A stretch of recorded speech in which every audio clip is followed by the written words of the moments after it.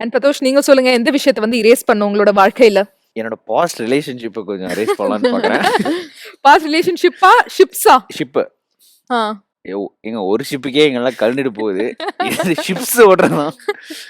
ஆ. S. So அதனால past ரிலேஷன்ஷிப்பை வந்து கொஞ்சம் எரேஸ் பண்ணிடலாம் அப்படின்னு நினைக்கிறேன். ஓகே. எப்பவுமே லைஃப்ல வந்து நோ ரிக்ரெட்ஸ் அப்படிங்கிற ஒரு கான்செப்ட்ல தான் நான் வாழ்வேன். ஒரு விஷயம் எனக்கு பண்ணணும்னா, பேசணும்னா, கேட்கணும்னா பண்ணிடுவேன் டக்குன்னு.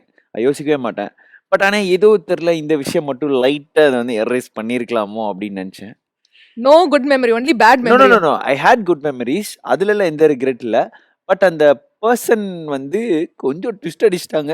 அல்வா குடுத்துட்டாங்க. ஆமா. அல்வா வந்து கொஞ்சம் பெரிய சைஸ்ல. அதுவும் வந்து நான் நல்லா தான் பேசிட்டு இருந்தோம். நல்லா தான் போயிட்டு இருந்துச்சு. நடுவுல ஒரு கேப் ஒண்ணு நடந்துச்சு. அந்த கேப்ல வந்து மாமா குட்டி வந்துட்டாரு. அந்த மாமா குட்டி வந்தனால இந்த குட்டி வந்து இந்த கண்ணுக்குட்டி கொஞ்சம் ஃபீல் பண்ணிட்டான்.